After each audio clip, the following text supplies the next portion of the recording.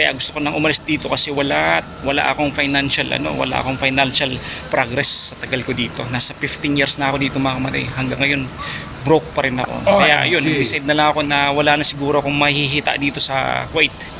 Nag-decide ako mag-apply sa Canada. Yun, awan ng Diyos naman is nakapasa ako. So ayun nga, ang rate ko is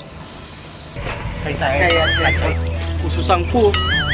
कस्तो छ ठीक छ राम्रो छ Apakah Barma? Hai, alhamdulillah baik. Malaso. Assalamualaikum abad.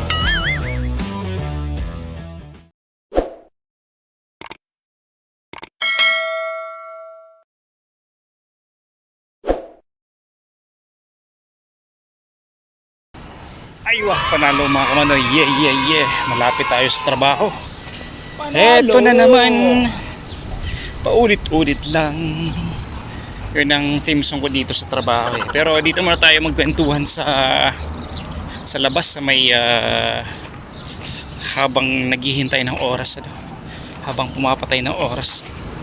Ano ba yung trabaho ni Manoy?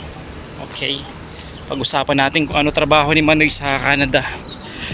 Sa mga papunta ng Canada, subscribe kayo dito sa channel kasi meron akong mga tips, meron akong mga insights na which is suitable, which is correlated lahat ng mga videos ko papunta ng Canada, para magkaroon kayo ng idea sa mga nag-aasikaso ng mga papel papunta ng Canada. So let's talk about my status.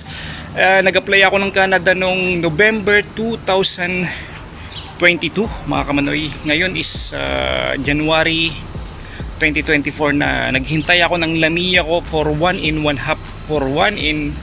year and 1 month. Dumating yung lamiya ko nung last ano pa lang mga kamanoy, nung last year pa lang, December 27 to be exact. So yung lamiya ko dumating ng 1 year and 1 month as I've said. Ngayon, ano ang trabaho ni Manoy sa Canada? Ang trabaho ni Manoy sa Canada ay cook. Yan. Nga pala ang lokasyon ko mga kamanoy sa Canada is sa Victoria Island ako, sa Parksville, sa Victoria Island. So kung sa sentro medyo dito sa lower part, andun ako medyo sa upper part. Kung papunta ako ng Victoria sa city, sa downtown, base sa nabasa ko nasa 3 hours ko lang in public bus mga kamanoy. Na-assign ako dun sa isang old school na restaurant. Hindi ko na lang babanggitin yung restaurant kasi syempre wala pa tayo dun. Maybe kung andun na tayo papakita natin yung buong restaurant mga kamanoy. Yung restaurant na na-assignan ko, yung kumuha sa akin is vintage siya. Parang bar siya, may tugtugan siya kada Friday and Saturday. Kaya parang saktong-sakto din kasi unang-una marunong din ako sa musika, marunong din ako magtugtog ng gitara, bass, or naging banda rin ako mga kamanoy.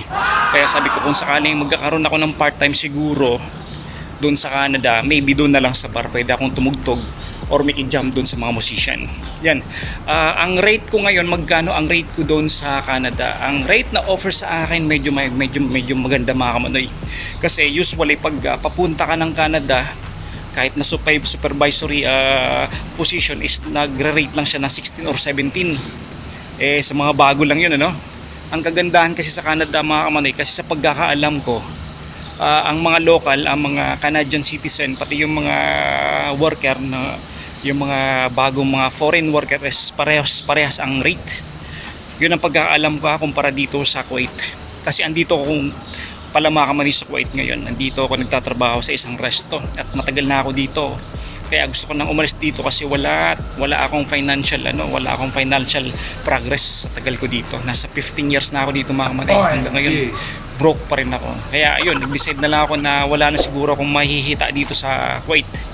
Nag-decide ako mag-apply sa Canada. Yun, awan ng Diyos naman is nakapasa ako. So ayun nga, ang rate ko is $20 per month mga kamanoy. Panalo, diba?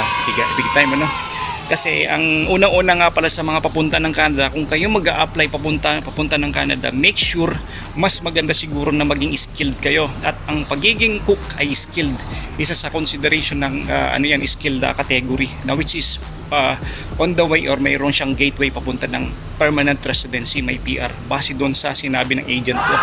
Ayun, $20 ang rate natin, at kaso nga lang ang problema is base doon sa nakausap ko na kabats ko, sa dapat kasi kasama ako sa first batch mga kanoy yung unang mga cook na lumipad.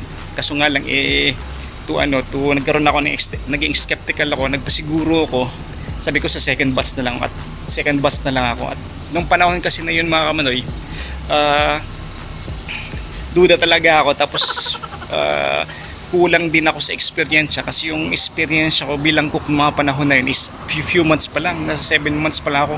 Ang iniisip ko kasi pag nag-apply ako ng PR, kasi hindi ko pa ganun kabisado ang proseso sabi ko baka hindi ako matanggap, baka disqualified ka agad ako. Kaya sabi ko mas maganda na i-secure ko muna yung sarili ko, paabutin ko muna ng 2 years na experience ako sa pagiging cook.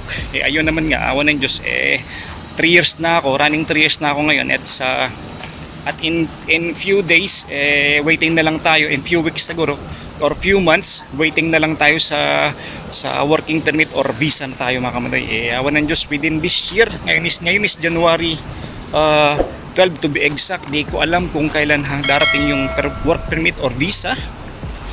Yun na lang aabangan natin in few videos para sa progress ko papunta ng Canada. So yun mga kamanoy, medyo maganda ang bigayan. Ang suggest ko sa inyo, sa lahat ng mga skilled katulad ko, lalo na sa kusina, wag nyo sayangan yung chance nyo papunta ng Canada o papunta ng Australia or New Zealand, lalo na or sa UK, kasi mas maganda ang bigayan. At maraming agency na nagbibigay ng free charges lahat ng lahat ng proseso, at yun ang hahanapin niyo. At yun na mga manoy, subscribe for more, at loobin ng Diyos within this few months andun na tayo, at doon tayo mag-adventure sa Parksville, British Columbia, Victoria Island, Canada. Alright mga manoy, subscribe for more sa mga susunod na video ko at update papunta ng Canada. Alright, let's go. White City nga pala. Yan, White City. Yun yung tindahan ko. Malapit na pala ako sa tindahan. Ayun, sa mga skilled tindahan ko mga kamantay. Ayan, hindi ko makita. Hindi ko alam kung nakita niya. Kaya sa mga skilled, huwag nyo sayangin yung tsansa. Habang bata pa, habang kaya pa. At kaya nyo makuha yung mga pamilya nyo, lalo na take the chance, grab the opportunity. Punta tayo ng malamig na lugar kaysa dito sa Middle East. Alright, panalo. Yeah.